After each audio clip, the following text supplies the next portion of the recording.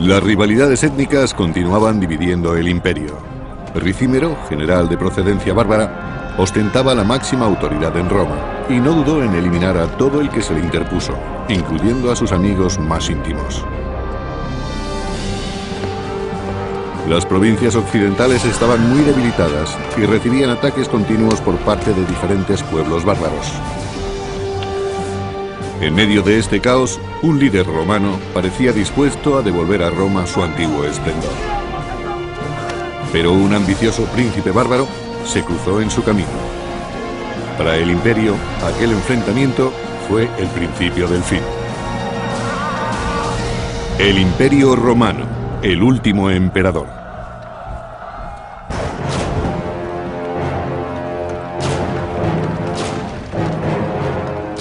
En el siglo V después de Cristo, el Imperio Romano Occidental no era más que una sombra de lo que había sido.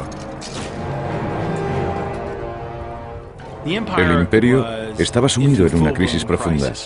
Los bárbaros que había fuera de las fronteras presionaban para entrar en Roma. Y debido a la ruina económica, el imperio no tenía dinero suficiente para mantener un ejército fuerte y para sostener su infraestructura. Sin un ejército bien preparado, Roma estaba indefensa frente a una de las mayores fuerzas bárbaras. Se trataba de los hunos, dirigidos por su feroz caudillo, Atila. Calínico, cronista del siglo V, nos habla de sus hazañas. Los hunos tenían un ejército numeroso y capturaron más de 100 ciudades. Mataron a tantas personas que era imposible contarlas.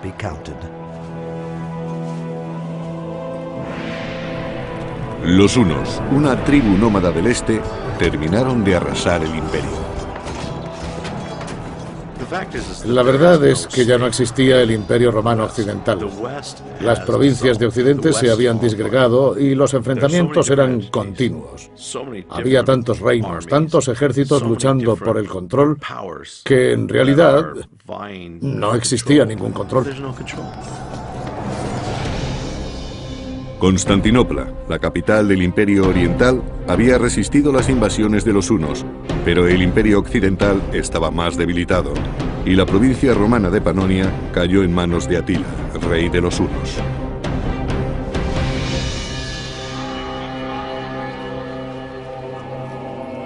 Ahora, en los antiguos territorios del imperio, los romanos obedecían a sus invasores, los hunos. Los romanos y los bárbaros eran muy diferentes. Les diferenciaba la forma de hablar, de vestir y de peinarse. Incluso su olor era distinto. Y aunque en aquella época ya se habían acostumbrado unos a otros, la rivalidad no había desaparecido. Pero un romano supo desenvolverse en aquella complicada situación y halló la oportunidad de prosperar bajo la autoridad de Atila. Se trataba de Flavio Orestes. Orestes era romano, pero se había criado en los territorios dominados por los hunos y tenía un puesto importante. El imperio se desmoronaba, pero el hecho de que Orestes y otras personas de Panonia tuvieran ascendencia romana fue de gran utilidad para Atila. Muchos de aquellos hombres eran romanos, porque hablaban como los romanos, se desenvolvían como los romanos y tenían la cultura social propia de los romanos. Era algo muy común en esa época. Orestes sabía leer y escribir, lo que le hacía destacar entre los muchos aliados de Atila.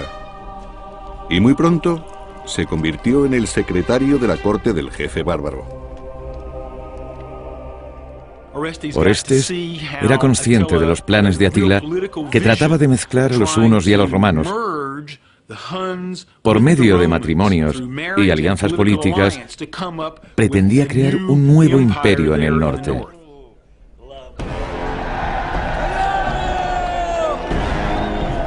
Orestes era uno de los colaboradores más cercanos de Atila y fue testigo directo de la crueldad de la justicia bárbara.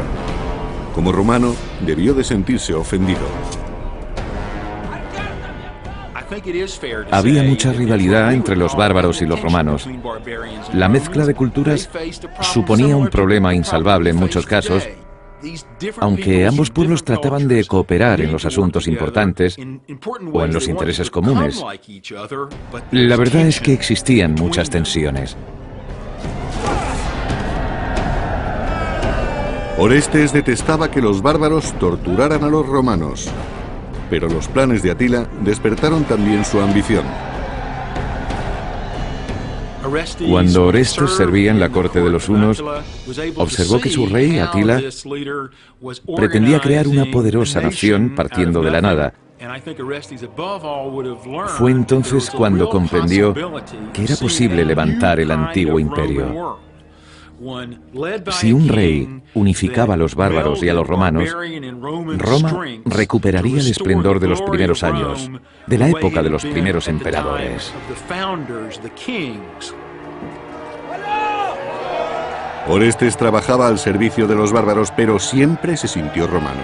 Pensaba que su pueblo era superior y deseaba que el imperio recuperara su antigua gloria. En el año 453 después de Cristo, el reinado de Atila terminó de manera inesperada en su noche de bodas.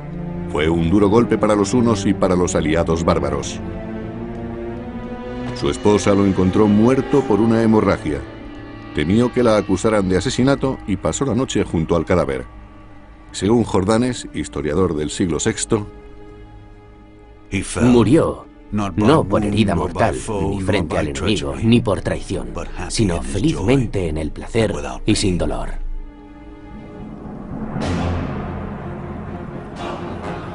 Sin embargo, la desintegración de los hunos no liberó a Roma. Aquello solo animó a otros pueblos bárbaros a invadir el decadente imperio occidental. Las ciudades romanas quedaron devastadas. El hambre y la pobreza se instalaron en sus calles. Y Orestes, que había perdido su influencia, trataba de salir adelante en una tierra que luchaba por sobrevivir.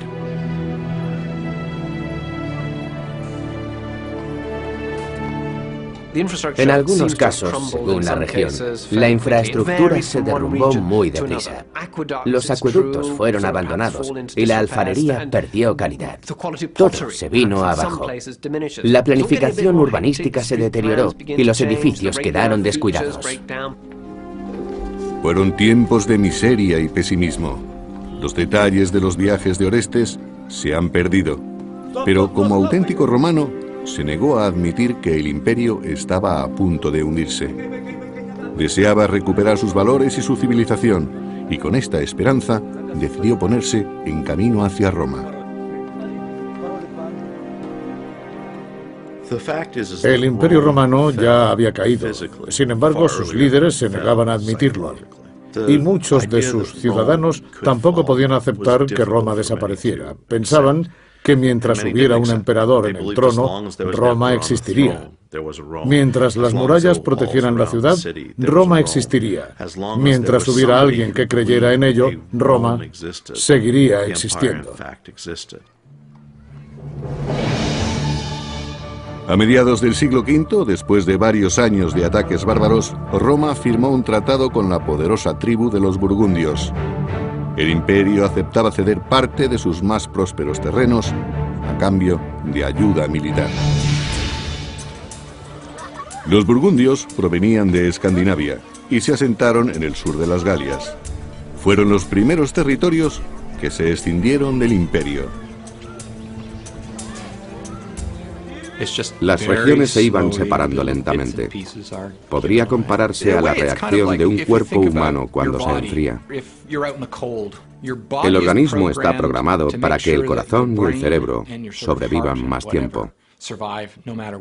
Los dedos de la mano, los pies, son lo primero que deja de funcionar, y algo parecido ocurrió en el imperio. En compensación por las tierras, los burgundios proporcionaron mercenarios a Roma. Pero aquel tratado solo sirvió para prolongar la agonía. La tierra es la principal fuente de recursos, y cuantas más propiedades cedían a los bárbaros, menos dinero recaudaban los romanos. y por lo tanto tenían que seguir cediendo tierras para que al menos su ejército permaneciera fuerte. Era un círculo vicioso que conducía cada vez más deprisa al desastre económico. El jefe de los burgundios, Gundebaldo, era hijo de un poderoso caudillo bárbaro. Su tribu proporcionó muchos mercenarios al imperio cuando éste comenzó a debilitarse.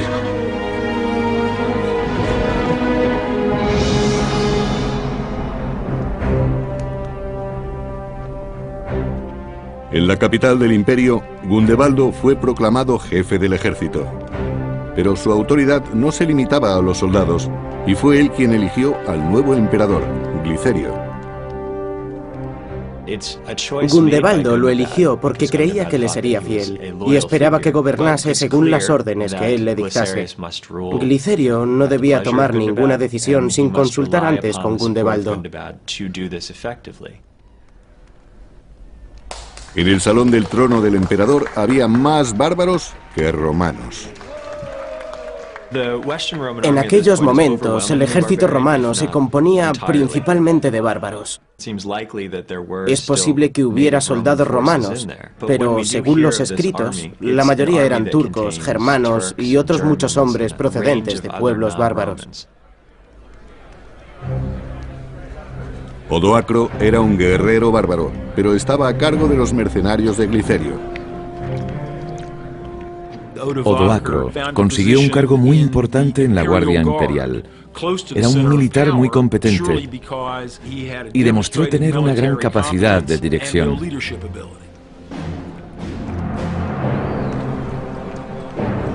Tras la muerte de Atila, Orestes se había encontrado con una Roma decadente. Enseguida se dio cuenta de lo mucho que el imperio había cambiado desde sus días de gloria.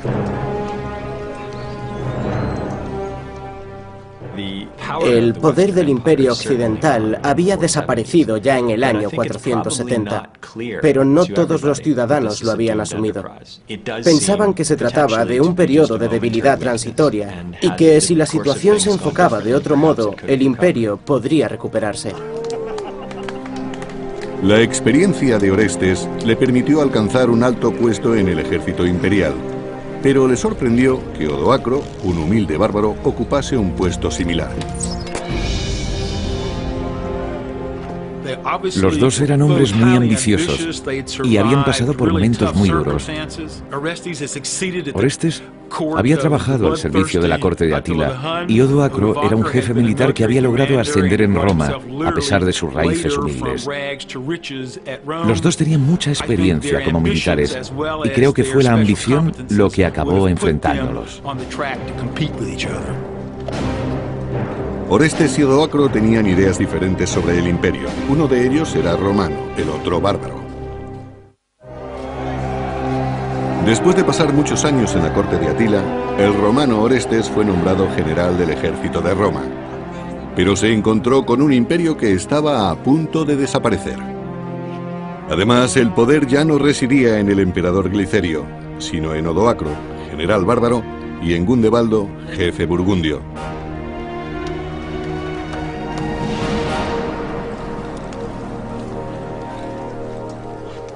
En el pasado, Roma ya había integrado mercenarios bárbaros en su ejército para asegurarse de que no consiguieran demasiado poder.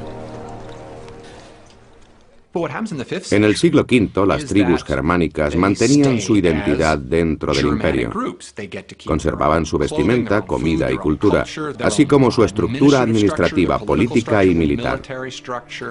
Resulta extraño, pero no estaban romanizados. Y ahora los guerreros de Gundebaldo ostentaban el mismo poder que los romanos en el ejército imperial. El ejército del emperador Glicerio, dirigido por el general Gundebaldo, incluía muchos grupos étnicos, también soldados burgundios, pero todos juntos formaban el ejército de Roma. También hubo tensiones en el ejército a causa de la rivalidad entre romanos y bárbaros. Los romanos pensaban que, tratándose del ejército de Roma, ellos deberían ocupar un puesto más alto y que los bárbaros deberían ocupar puestos inferiores. El poder del ejército romano desapareció cuando estalló la violencia entre sus filas y el estamento militar acabó dividiéndose. El general Orestes terminó aceptando que aquel problema era imposible de resolver.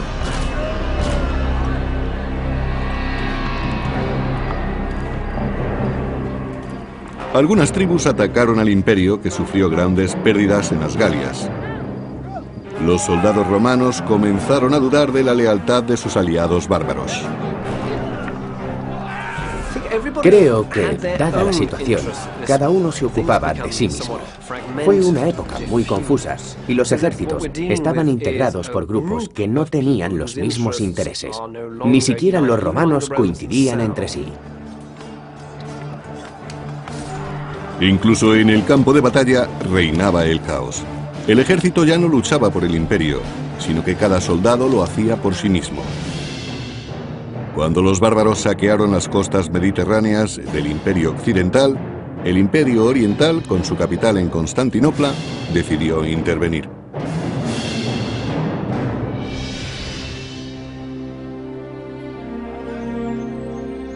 En su palacio fortificado, León, anciano emperador de Oriente, disfrutaba de la seguridad de su imperio. A mediados del siglo V había dos imperios distintos, el occidental y el oriental. El imperio oriental era muy próspero, pero el occidental no.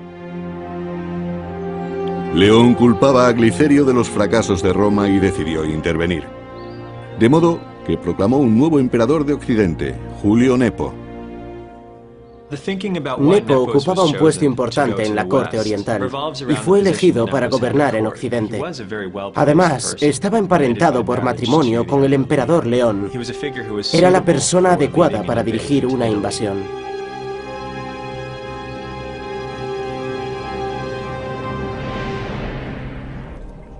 En el año 474 después de Cristo, Nepo reunió un ejército y partió desde Constantinopla hacia la península itálica. Oriente quería reafirmar su influencia en Occidente y buscaron un candidato que derrocara a Glicerio. Su reacción no tuvo nada de sorprendente. Acababa de ser proclamado emperador, pero Nepo tenía que demostrar muchas cosas todavía si quería rescatar el imperio occidental de manos de los bárbaros. Cuando el ejército de Nepo partió de Constantinopla, el emperador Glicerio preparó su propio ejército en Roma para contrarrestar el ataque. Pero cuando Glicerio ordenó a Orestes y a Odoacro que aprestaran sus tropas para el combate, comprobó la falta de lealtad de los bárbaros. Gundebaldo y los burgundios le habían abandonado.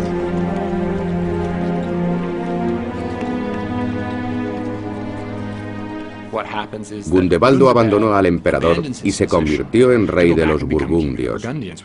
Para él, eso era más importante que ser general de Glicerio. Los soldados no eran todos de procedencia romana, y por eso sus intereses no eran los que se esperarían si hubiesen sido ciudadanos romanos. Sin el apoyo de los burgundios, los ejércitos de Orestes y de Odoacro no podían salvar a Glicerio de las tropas invasoras de Nepo.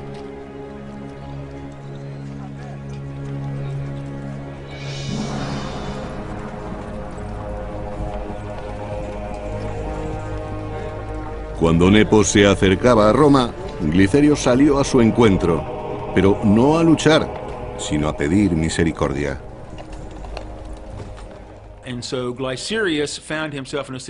Glicerio se encontró con que ya no tenía soporte militar ni de sus bárbaros, ni de sus tropas locales. Cuando el Imperio Oriental envió a Nepo para que se hiciera cargo del Imperio Occidental, Glicerio tomó la única decisión racional que podía tomar. Se rindió sin luchar. Nepo, que había ido a Roma a derrotar a Glicerio, perdonó la vida al emperador. Nepo quiso aparentar que se trataba de un acuerdo legal y que sería proclamado emperador contando con el apoyo de Glicerio. Quería que pareciese que Glicerio lo consideraba más indicado para gobernar.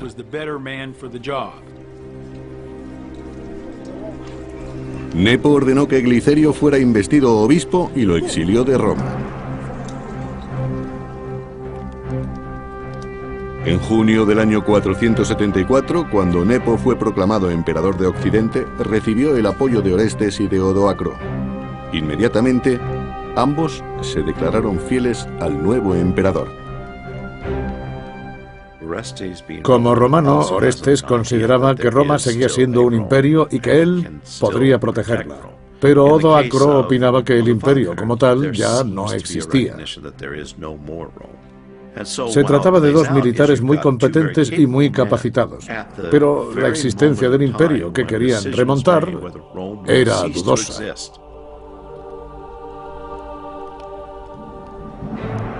Nepo ascendió al romano Orestes y al bárbaro Odoacro a los más altos puestos de su corte, otorgándoles un gran poder. Ascendiendo a la vez a Orestes y a Odoacro y confiriéndoles el mismo poder, o al menos la misma consideración, estaba preparando su camino a la ruina. Ambos eran personajes de una firme voluntad y una gran experiencia como militares. Pero los visigodos y otros pueblos bárbaros seguían realizando incursiones en el último territorio romano que quedaba en las Galias.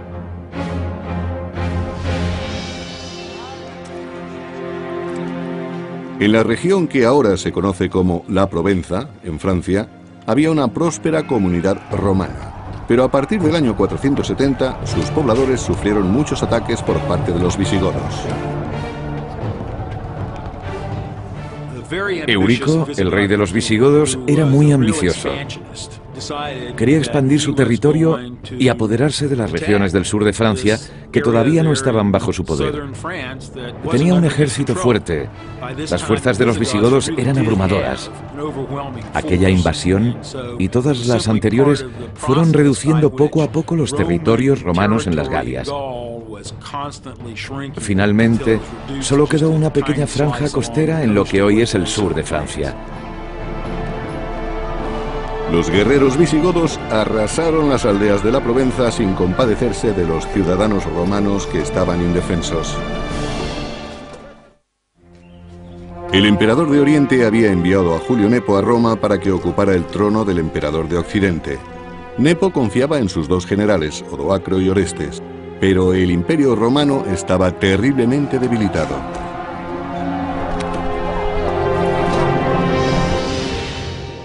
Los bárbaros visigodos invadieron el sur de las Galias, forzando a combatir a las legiones romanas de la frontera.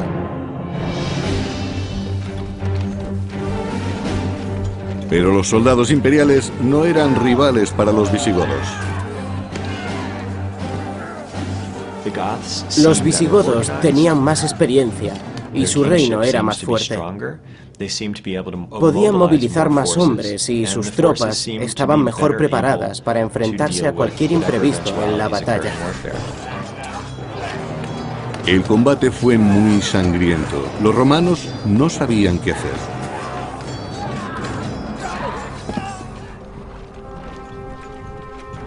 Aunque el general Orestes no tenía experiencia en el combate, el emperador Nepo le ordenó partir a las Galias para expulsar a los bárbaros. Prometió nombrar a Orestes gobernador de las Galias. Pero, aunque el nombramiento tuviese visos honoríficos, resultaba un poco sospechoso. Las Galias estaban a punto de ser completamente invadidas, y aquello parecía más bien una forma de alejar a Orestes, aunque es algo que nunca sabremos.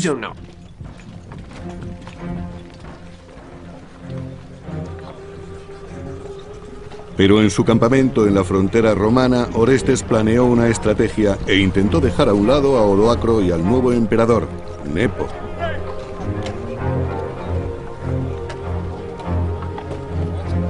Ofreció un trato a sus soldados, bárbaros en su mayor parte. Si se unían a él contra Nepo, les pagaría con tierras romanas. Orestes no confiaba en la capacidad de Nepo y se rebeló. En lugar de seguir las instrucciones de su emperador, trató de hacerse con el poder. En mi opinión, le traicionó porque quería que Roma recuperase su antigua gloria. Orestes dejó las Galias a los visigodos y desde el norte de la península itálica regresó a Roma con su ejército. Cuando Nepo se enteró de su maniobra, huyó a Rávena.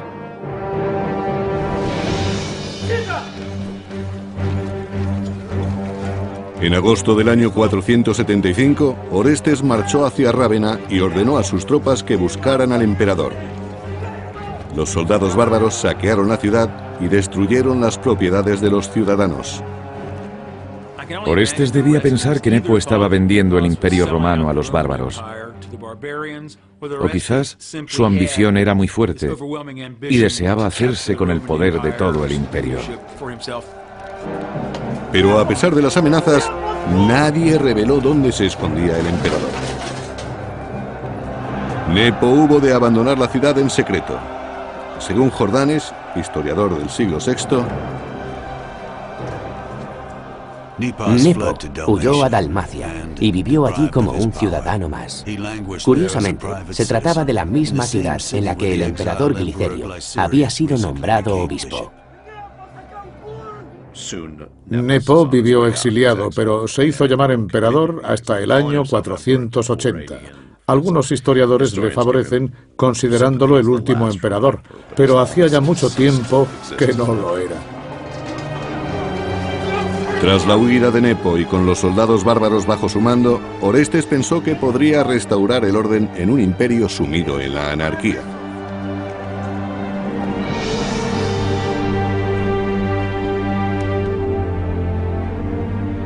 Y utilizó una astuta estrategia. Orestes no reclamó el imperio para sí, sino para su joven hijo, Rómulo Augustulo. Orestes era consciente de su situación. Se había criado entre bárbaros y había prestado servicio en la corte de los hunos. Así que era probable que los romanos lo rechazaran como emperador. Sin embargo, aceptarían a su hijo Rómulo, que era romano y se había criado en Roma. Orestes no tuvo en cuenta lo insignificante que era el cargo de emperador en aquel momento. Rómulo permaneció protegido en la ciudad de Rávena. Rómulo estaba al cuidado de su tío Paulo. Todavía era solo un adolescente, de ahí que su segundo nombre fuera Augustulo, pequeño Augusto. El joven Rómulo obedeció las órdenes de su padre. Era Orestes el que dirigía el imperio y acabó alejando a su rival Odoacro para convertirse en el hombre más poderoso de Roma.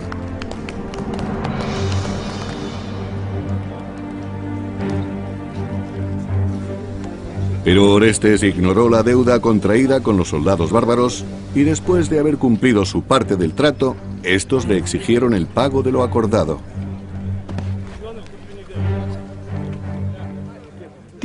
Los bárbaros querían establecerse en las tierras del imperio.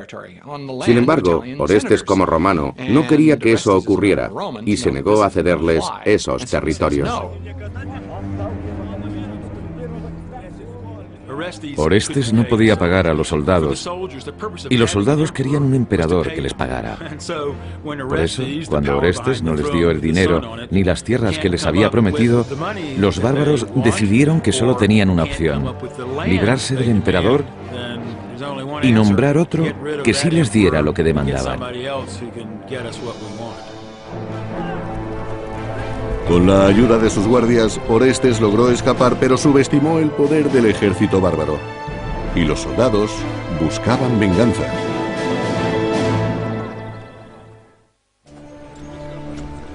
Después de varios años compitiendo con Odoacro, el romano Orestes consiguió aventajarle y coronó a su hijo de 12 años, convirtiéndolo en emperador. Pero las tensiones aumentaron cuando no pagó su parte del trato al ejército bárbaro.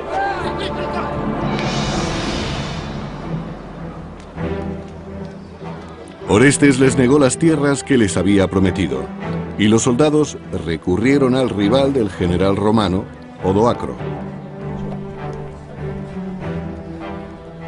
Los soldados tomaron una decisión racional. Fueron en busca de Odoacro con quien tenían mayores posibilidades de satisfacer sus demandas. Odoacro era bárbaro y confiaban en que no pondría tantos reparos en darles tierras, dinero o cualquier cosa que le pidieran a cambio de su apoyo. Los soldados hicieron una oferta a Odoacro que éste no podía rehusar. Le dijeron que le nombrarían rey a cambio de tierras. Y evidentemente a Odoacro le pareció un buen trato. Así se convirtió en jefe del ejército romano, que estaba formado por un grupo muy heterogéneo de gentes germánicas. Se propusieron invadir los últimos territorios romanos del imperio. Odoacro estaba a punto de vengarse de Orestes, el hombre que le había arrebatado el poder en Roma.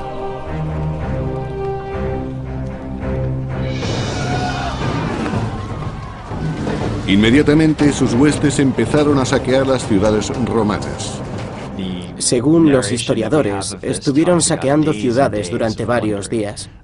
A los ricos les arrebataron todo su dinero.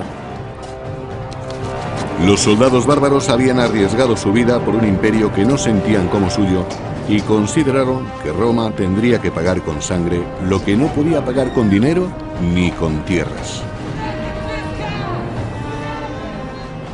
Su situación era comprensible. Los soldados del imperio no tenían buenos salarios y de repente un día dejaban de pagarles. Y no ocurrió en una sola ocasión, sino en varias. Estaban al borde de la pobreza y a nadie le interesaba ser leal a un ejército que les dejaba morir de hambre. Odoacro estaba a punto de conseguir aquello por lo que tanto había luchado: ejercer su dominio sobre Roma y sobre Orestes.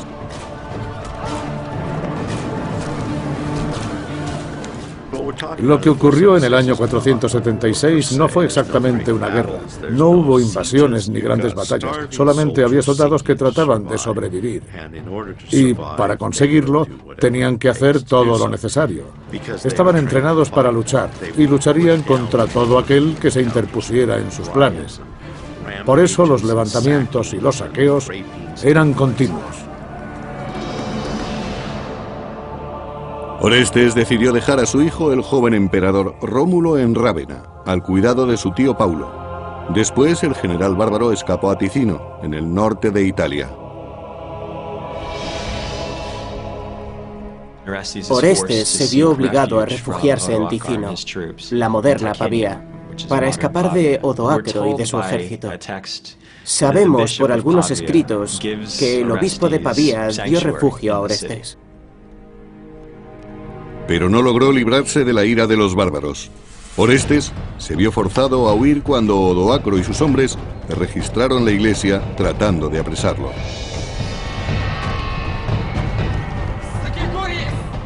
Los hombres de Odoacro robaron todas las limosnas y los donativos para ayudar a los pobres.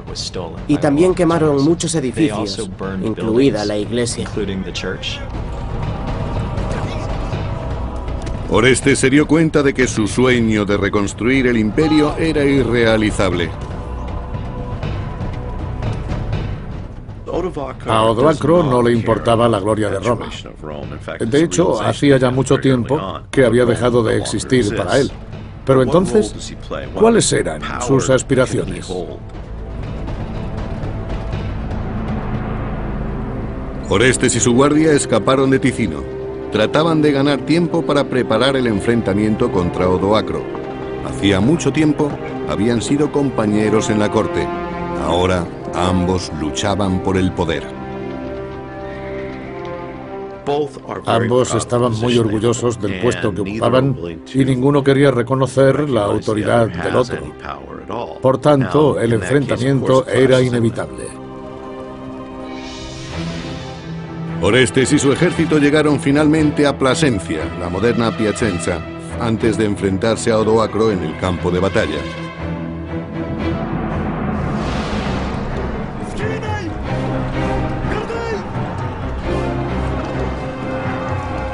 Pero Orestes era inexperto y tenía pocas posibilidades frente a las despiadadas tropas de Odoacro.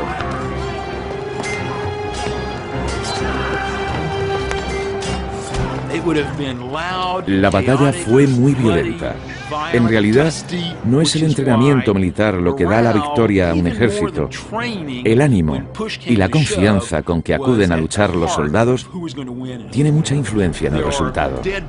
Hubo muchos cadáveres, heridos y hombres paralizados por el miedo. Orestes estaba siendo derrotado.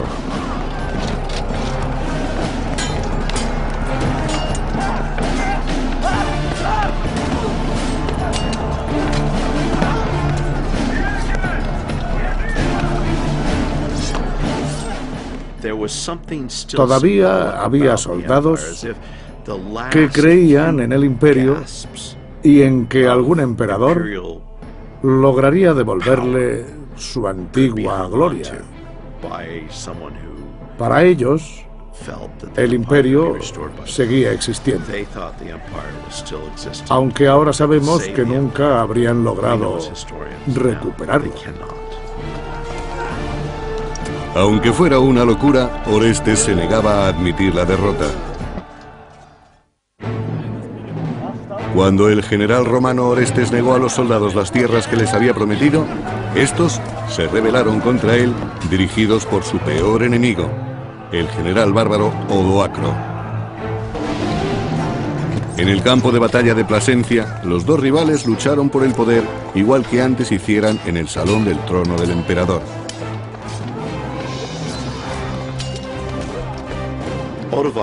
Odoacro y Orestes eran los dos personajes más importantes del Imperio Occidental.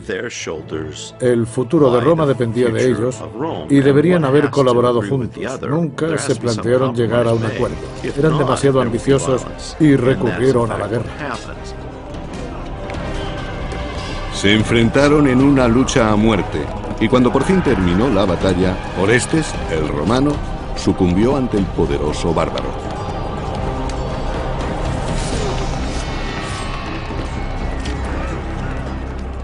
No sabemos exactamente qué ocurrió cuando Odoacro capturó a Orestes, pero se cree que lo mató de algún modo rápido y brutal.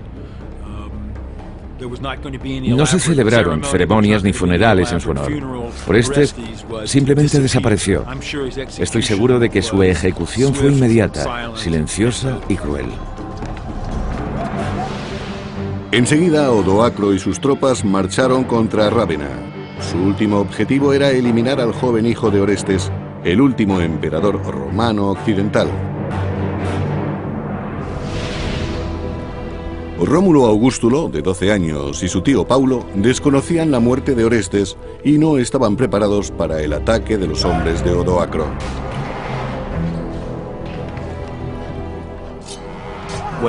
Cuando Odoacro llegó a Rávena, Rómulo no pudo hacerle frente. Era demasiado joven y no tenía experiencia, pero Paulo trató de proteger a su sobrino. Los hombres de Odoacro mataron a Paulo y capturaron al emperador. Aterrado, el joven trató de escapar. Era el último emperador romano y los bárbaros habían decidido eliminarle. No pudo esconderse de ellos. No tenía escapatoria. En realidad, Rómulo no era más que un títere. Odoacro no tenía motivos para asesinarlo. Pero el despiadado guerrero tomó una decisión sorprendente. Perdonó la vida al joven emperador y lo envió al exilio. Al perdonarle la vida a su enemigo, Odoacro mostró una gran clemencia. Con esta actitud, demostró a los romanos que era un soberano justo. En el año 476, Odoacro se convirtió en el primer gobernante bárbaro de Roma. Aunque ahora Odoacro era rey, no era el rey de Roma ni del imperio. Solo era el rey de sus huestes, de aquel variado grupo de gente que constituía el ejército. Odoacro fue rey, no emperador.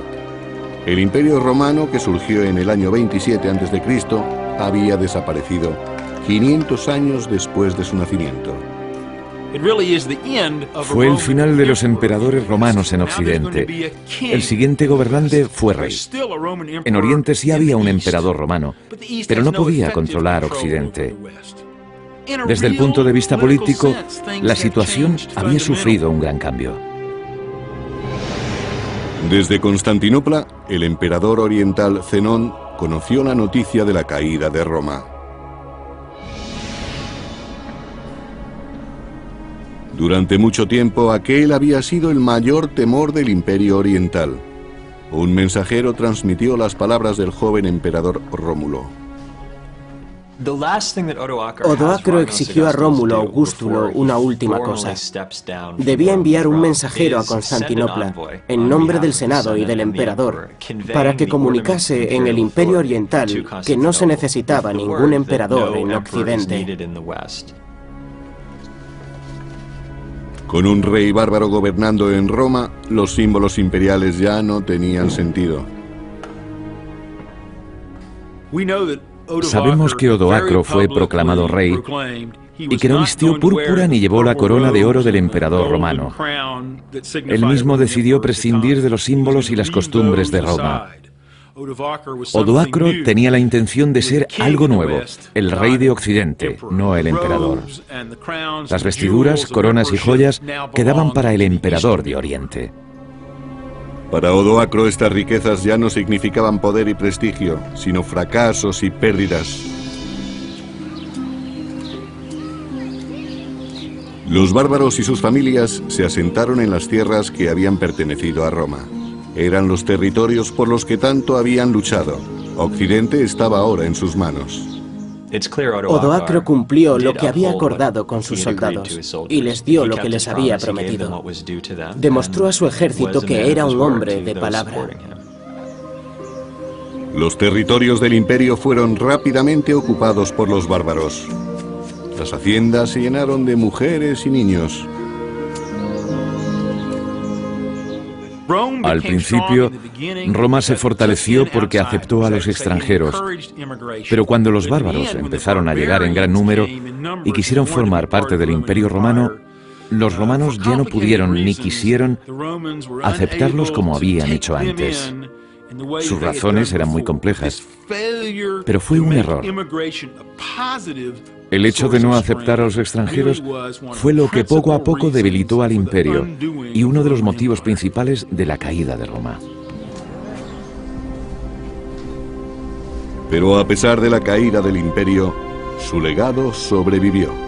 En lugares remotos como monasterios y bibliotecas, la cultura de la civilización romana se salvó y conservó milagrosamente. El recuerdo de Roma perduró en aquellos lugares en los que prevalecía el deseo de aprender. Muchos libros registraron las costumbres de aquel imperio y con el tiempo sus tradiciones, su literatura y su cultura llegaron a considerarse los cimientos de la sociedad civilizada. Roma nos ha legado una inmensa cultura, especialmente a nosotros, a Occidente, y también muchas instituciones y terminología. Las lenguas que hablamos tienen su origen en Roma. No podríamos escapar de la herencia del imperio, aunque lo intentáramos. Y eso es lo más importante de todo.